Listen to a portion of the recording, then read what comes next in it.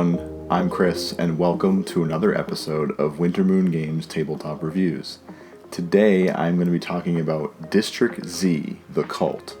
This is actually a one-player game that I found at a board game store sale, and I picked up on a whim because I thought it would be perfect for a review. You're actually going to be reading a choose-your-own-adventure game and making choices and rolling dice along the way to kind of progress the adventure. The story is that you are a survivor and you came back after this apocalypse to find that your family was all killed, and you met up with a group of other survivors later who took you in, and the story takes place and starts off with you kind of being the next guy to go out and scavenge for supplies and bring them back to your community. There is a cult in the game, though there's not much in the way of how it got started, at least from what I played. So when you start the game, you're actually going to pick a character, and all the characters have different special abilities and also start with a unique item. I thought it was appropriate to start with the character Chris, even though he's a little bit more manly than me with that beard. All survivors have the same 4 basic attributes. You have combat, agility, nerve, and perception.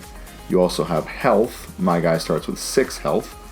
And you're going to start by taking these 4 white cubes. You're going to place those cubes on your starting attributes.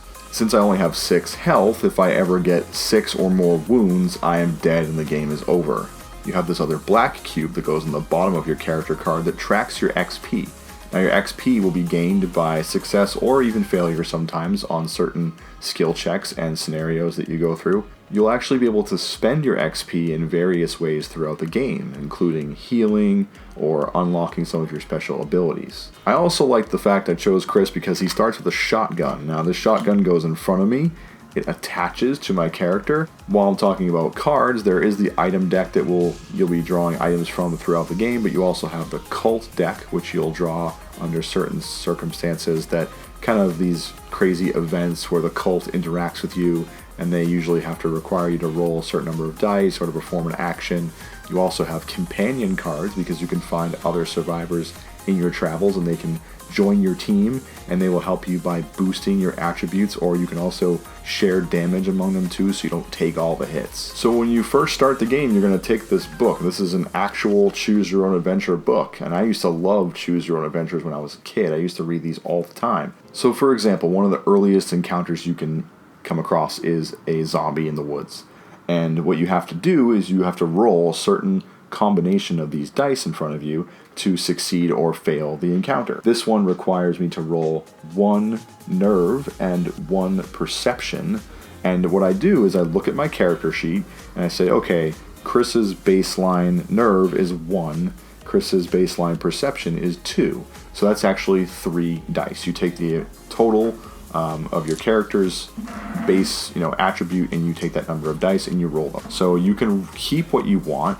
and you can roll 2 more times. If you roll any dice with an X on it, you cannot re-roll any die with this X on it. So after I've re-rolled twice, I either get the required amount of symbols for the success, or I don't. And if I don't, I read the fail option, and in this case, I would gain 1 XP, so I'd move this up 1, and I would go to page 10. If you're familiar with Choose Your Own Adventure books, it's Choose Your Own Adventure, but with character tracking and I want to say resource management in a way. If I want, on my turn, I can spend 3 XP to roll 5 dice, and I can try to get hearts. If I roll a heart, I can take a wound off, because you'll get these wound tokens as you travel throughout the game, and if I get 6 or more, like I said, my guy is dead, that's it, my story is over.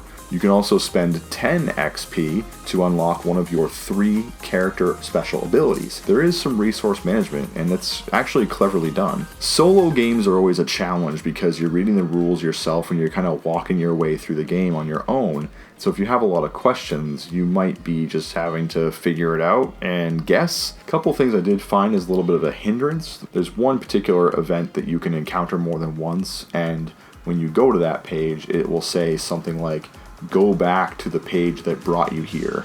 It doesn't tell you specifically what page to go to, so if you've forgotten what page brought you there, you might have to go and backtrack and flip back, from page 42 to page 8. And that was definitely a little annoying. The other thing that was kind of confusing is there was one point where I had to take a companion, and his name was Eric, the grocery store clerk, And I went through the companion deck, and at first I didn't see him. And I looked over at the character sheets, and there's an Eric survivor character sheet. So I took the character sheet, and I thought, well, this doesn't make any sense. He should be a companion.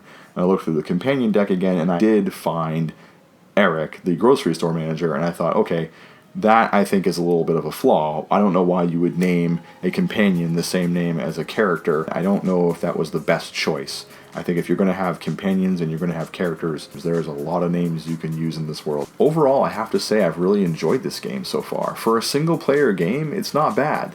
If I was designing this, and maybe as a house rule, I might try to find a way to create a 2-player version where, we're each sharing XP, we're taking turns making decisions and whatnot. I think a multiplayer, or even just a 2-player variant, would have made a big difference in this game. But playing single player, it's not always for me, but some people enjoy doing it. At one point, I actually was trying to, come back from town, and I saw a van coming down the road, and I tried to hide from the van, but I didn't roll properly, so the van actually slammed into me, knocked me over. They took all my stuff, including my shotgun that I started with, all my med kits, my ammo, everything, locked me up in a prison. I tried to escape, and they stabbed me with a syringe. It was a whole nightmare, and from that point on, I just could not stay alive, and I met a very untimely demise. As far as replay value goes, you probably won't read every single page if you want to play again, but it does give some replay value in there. I mean, I do want to find out what happens, and I do want to take different choices next time because I might roll better, and that will give me a whole different experience. This game actually came out in 2016. It was published by Rubio Games. Again, it is 1 player, and on the box it says it takes you about 30 to 60 minutes to play. For a final score, I think I gotta give District Z, The Cult, 4 out of 5 moons. It's a fun game, and you get to read a cool story and do some resource management at the same time, so definitely check it out. You can always check out my reviews at wintermoongames.com/reviews. If you'd like me to review your game or preview your Kickstarter, send me an email at cb@wintermoongames.com. Check us out on social media, Instagram, Facebook, Twitter. Tell me what you think. Have you played District Z, The Cult? What kind of adventures did you run into? How did you meet your untimely demise? Until next time, I'm Chris, and thank you for watching.